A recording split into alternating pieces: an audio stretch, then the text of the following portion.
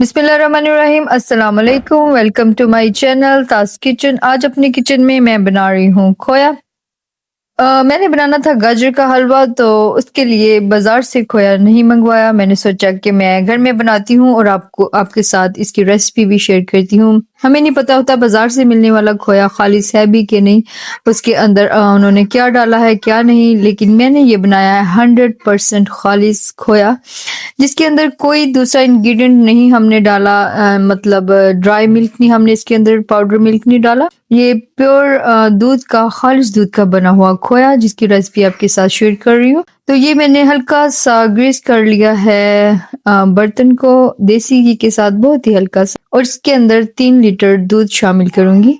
दूध आपका full cream होना चाहिए, फुल फैट जो होता है, स्किम ना हो। तो अगर जितना खालिस होगा उतना ही जल्दी खोया बनेगा और उतना ही अच्छा बनेगा। पतला दूध जो है उसके साथ फिर आपको बहुत मुश्किल पेश आ सकती है और हो सकता है कि वो बने भी ना। तो इसलिए आपने खालिस दूध लेना है और उसको हमने पकाना है। उसमें तकरीबन हाफ टी स्पून मैंने डाला है नमक और 1 से 2 चम्मच मैंने देसी घी के डाले हैं ताकि खुशबू अच्छी आए और उसका कलर भी जो है वो थोड़ा सा ब्राउन हो जाए। कलर का तो इतना इश्यू नहीं है, आपने जितना ज्यादा उसको पकाते जाना है वैसे ही उसका कलर चेंज होता जाना है। तो अब जी इसको हम करेंगे बॉईल। बॉईल आपने इस तरह से करना है कि दूध जो है वो बाहर ना निकले, अंदर ही अंदर आपने इसको पकाना है। मीडियम फ्लेम पे रख के आपने इसको पकाना है, हाई फ्लेम बिल्कुल भी नहीं करनी। कुछ लोग कहते हैं जी हमने बनाया तो बना नहीं और वो दानेदार नहीं था और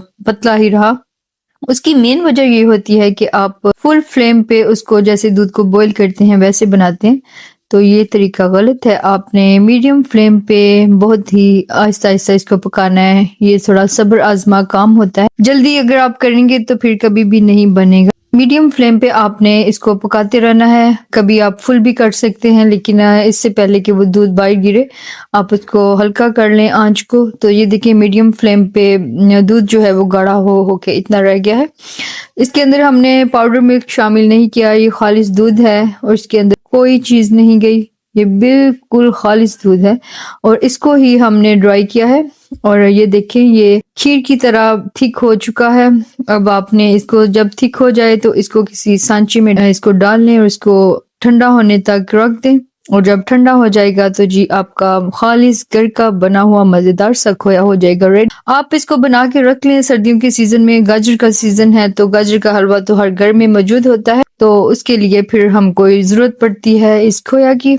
तो ये देखें हमारा जो खोया है वो हो चुका है रेडी। ठंडा होने पे हम इसको टुकड़ियों की शक्ल में काट के रख लेंगे। अगर नहीं भी तो आप ऐसे भी किसी कंटेनर में डाल के रख लें, क्योंकि हमने इसको तोड़ के ही डालना होता है। चूंकि मैं बना रही थी वीडियो, तो इसके लिए हमें थोड़ी सी प्रेजेंटेशन की जरूरत होती है। इसको टुकड़ियों की शक्ल में काट लेंगे और काट के इसको किसी कंटेनर में हम रख देंगे। और फिर सर्दियों का मौसम है, गाजर का हलवा बनता रहता है, जब भी मुझे जरूरत पड़ेगी तो मैं इसमें से इस्तेमाल कर लूंगी। आपने भी इस रेसिपी को जरूर ट्राई करना है और मुझे बताना है कि ये रेसिपी आपकी कैसी बनी।